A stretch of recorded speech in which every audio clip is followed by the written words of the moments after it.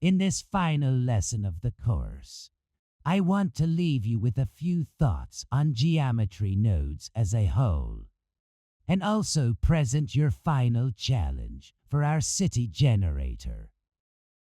You've heard me say many times throughout this course that something is a problem, but we need to solve it. At its core, geometry nodes is really an exercise in problem solving, working through challenge, is using logic and math. The creative possibilities that geometry nodes gives us as artists are vast.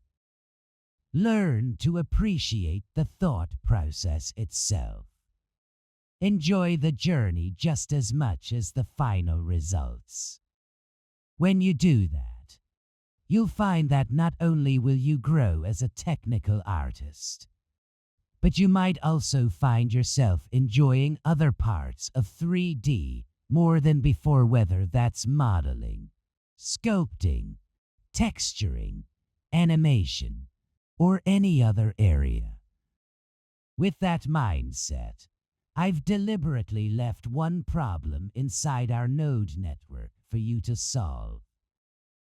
Now that our city layout is fully functional, we can go into edit mode, and like we did at the end of the last chapter, we can start extruding the mesh to form the city layout however we want. However, at some point, buildings will stop appearing. They will no longer generate across the blocks. This happens because of the building cutter size.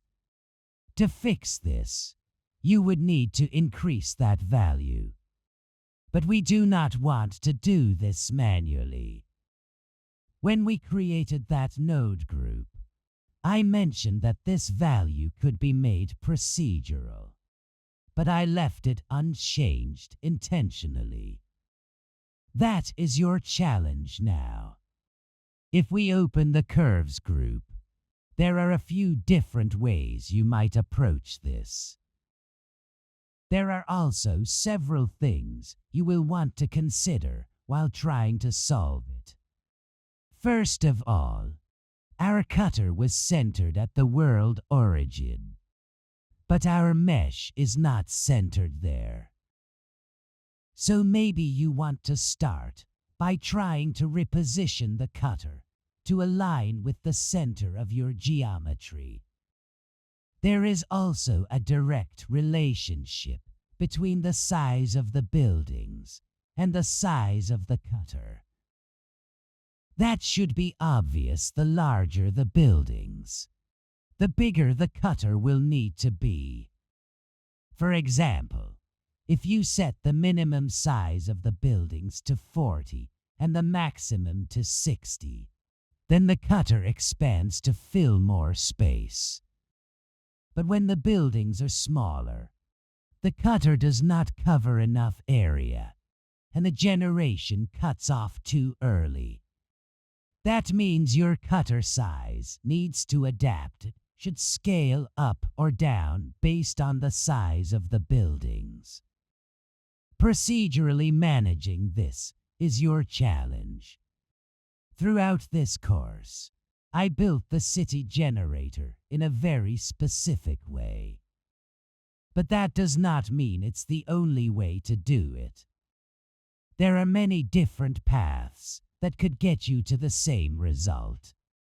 As I mentioned earlier, the real value is in the process, trying things, failing, learning, iterating. Enjoy the problem solving itself. Learn how to try out values, see what works, and proceduralize your thinking. What does not work? How do you proceduralize these things? I really hope that you have enjoyed this course and that you have learned a lot throughout the process. Make sure to check out our Discord link in the description, where you will find not only courses, but also useful 3D models, animations, and dedicated Blender-ready assets. Once again, thanks for watching, and see you next time. Just kidding. That's not all. In this episode, I've deliberately left a little problem in the city generator. Think you can spot it and fix it using what you've learned? Take a look at the image. Can you tell what's wrong? If you've already downloaded the project files, head over to the Chapter 6 folder and open the Chapter 6 ready. Blend file. Time to troubleshoot and squash that bug using your shiny new geometry node skills.